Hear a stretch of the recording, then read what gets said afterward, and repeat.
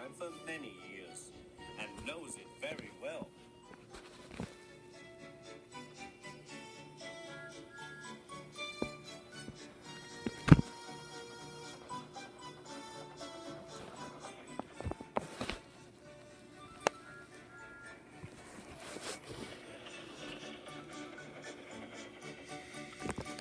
You know just where to stop, Thomas, laughed his driver.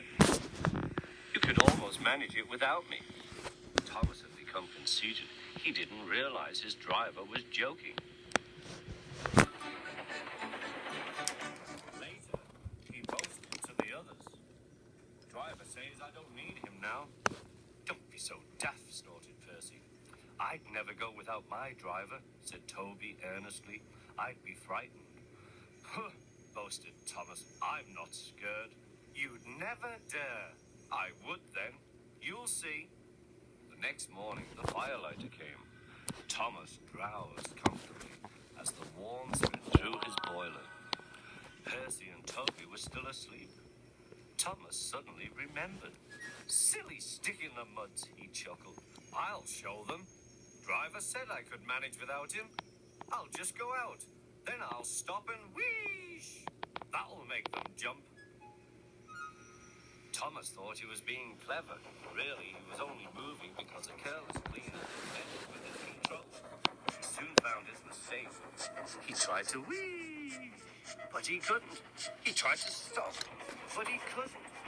He just kept rolling along. He didn't dare look at what was coming next.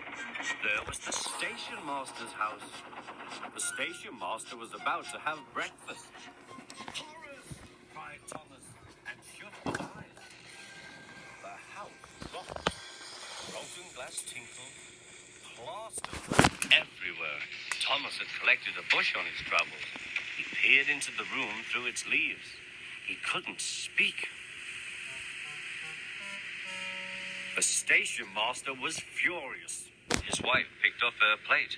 You miserable engine, she scolded. Just look what you've done to our breakfast. Now I shall have to cook some more. She banged the door. More plaster fell. This time, it fell on Thomas. Thomas felt depressed. Workmen propped up the house with strong poles and laid rails through the garden. Meanwhile, Donald and Douglas arrived.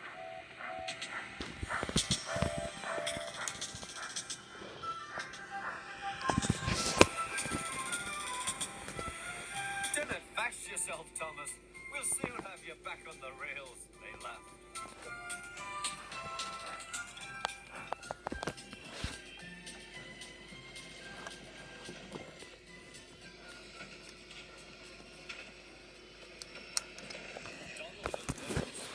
Puffing hard, managed to haul Thomas back to safety.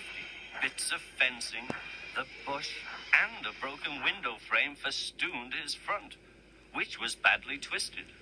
The twins laughed and left him. Thomas was in disgrace. There was worse to come. You are a very naughty engine. I know, sir. I'm sorry, sir. Thomas's voice was muffled behind his bush. You must go to the works and have your front mended. It will be a long job. Yes, sir. Meanwhile, a diesel rail car will do your work. Diesel, sir? Thomas spluttered. Yes, Thomas? Diesels always stay in their sheds till they are wanted. Diesels never gallivant off to breakfast in station masters' houses.